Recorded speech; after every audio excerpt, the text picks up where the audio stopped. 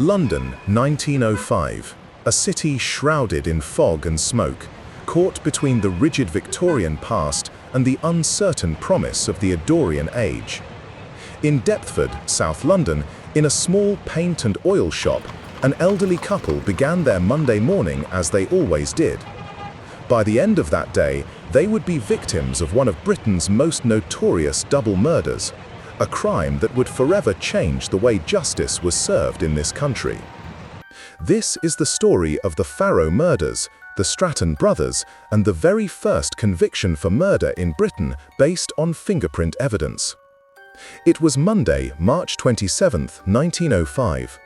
At 8:30 a.m., William Jones, an employee of Chapman's Oil and Colour Shop on Deptford High Street, arrived for work. The shutters were still closed, which was unusual. Jones knocked, no reply.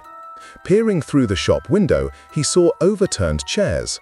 Alarmed, he fetched a neighbour, Louis Kidman, and together they forced open the door. Inside, a grim scene unfolded. On the floor lay 71-year-old Thomas Farrow, beaten to death. Upstairs, his wife Anne, just 65, was found in bed, battered and unconscious. She never regained consciousness, dying 4 days later in hospital. Both had been savagely attacked for money. The motive was obvious. The Farrows' cash box lay open, emptied of its contents. Around £13, more than £1,000 in today's money. The robbers had been brutal, but not careful. They had left behind evidence, far more than they realized. Detectives quickly pieced together the first puzzle. There was no sign of forced entry. Thomas Farrow had still been in his nightclothes. Police concluded that he must have opened the door willingly. Someone had convinced him to let them in. Near his body, they found 2 crude black masks fashioned from stockings. Nearby, a basin bore traces of water and blood, signs that the killers had paused to wash up before fleeing. The case already told a story of not just violence, but planning. Then came the crucial discovery. Melville MacNaughton, head of the CID at Scotland Yard, examined the Farrows' empty cash box. On its varnished surface, he noticed a greasy smudge, what looked very much like a fingerprint. Carefully, he wrapped the box in his handkerchief and sent it to the Yard's fledgling fingerprint bureau. It was a gamble, but MacNaughton, forward-thinking and curious, knew this might be the perfect opportunity to test the new science. The print was clear. Scotland Yard's fingerprint experts compared it against their growing archive. Before long, a match was confirmed. Alfred Stratton, a 23-year-old East Londoner with known criminal associations. Alfred was not alone. His brother Albert, 2 years older, was also known to police. Witnesses had seen 2 men leaving the Farrows' shop around 7:30 that morning. One woman, Ellen Stanton, even identified Alfred by name. Annie Cromarty, Alfred's girlfriend, added weight to suspicion. She told police Alfred had discarded a dark brown coat and changed his shoes the day after the murders, and she led them to £4 of stolen cash he had hidden. Armed with this evidence, detectives arrested the brothers on April 2, 1905. When the brothers were fingerprinted, Alfred's right thumbprint matched perfectly with the one on the cash box. The evidence was set, but the courtroom would decide their fate. On May 5, 1905, the trial of Alfred and Albert Stratton opened at London's Old Bailey. The case had already gripped the public imagination, not just for its brutality, but because of what was at stake, the credibility of fingerprinting itself. Could a man's life truly be condemned by a single smudge on a cash box? The courtroom was crowded. Journalists filled the benches, scribbling notes.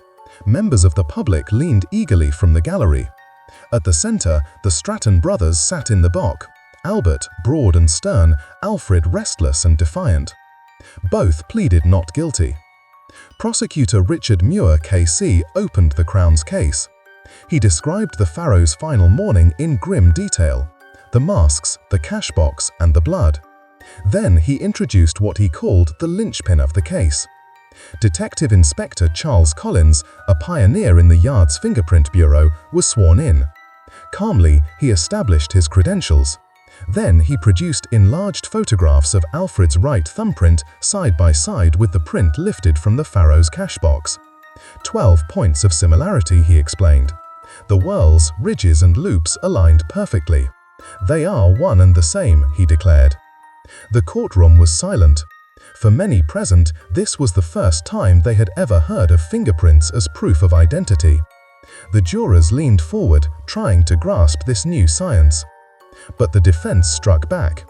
They called Dr. John Garson, an anthropometry expert who had once been Colin's mentor. Garson insisted the fingerprint did not match Alfred Stratton's. His words carried weight, at first. But Richard Muir produced letters Garson himself had written, one to the Director of Public Prosecutions, another to the defense solicitors, offering to testify for whichever side paid him more. The revelation landed like a thunderclap. The judge, Mr. Justice Channel, dismissed Garson as an absolutely untrustworthy witness. The defense had collapsed. Beyond the fingerprint, witnesses placed the brothers near the crime scene. Annie Cromarty's testimony about Alfred's discarded clothing and hidden cash added to the weight of evidence. Piece by piece, the Crown painted a picture of guilt that was hard to deny. The jury retired. For 2 hours, the court held its breath. When they returned, the verdict was unanimous: guilty. Both Alfred and Albert Stratton were sentenced to death. On May 23, 1905, at Wandsworth Prison, Alfred and Albert Stratton were led to the gallows. The brothers maintained their innocence until the end. But the law had spoken, and history had been made. At just 23 and 25 years old, their lives ended side by side. The Farrow murders marked a turning point in criminology. For the first time, fingerprint evidence had secured a conviction for murder in Britain. The Stratton brothers' case proved that forensic science could be not just supportive but decisive in a court of law. Today, over a century later, fingerprint evidence is routine. Defense attorneys sometimes even argue that the absence of prints suggests innocence. But in 1905, it was revolutionary. A greasy smudge on a cash box had carried 2 men to the gallows, and carried justice into a new scientific age. The story of Thomas and Anne Farrow is one of senseless violence, but it left behind a legacy that reshaped justice. Every crime leaves a trace, and in the ridges of the thumbprint, the Stratton brothers' guilt was sealed forever. Thank you so much for joining me on this journey into one of Britain's most important true crime cases.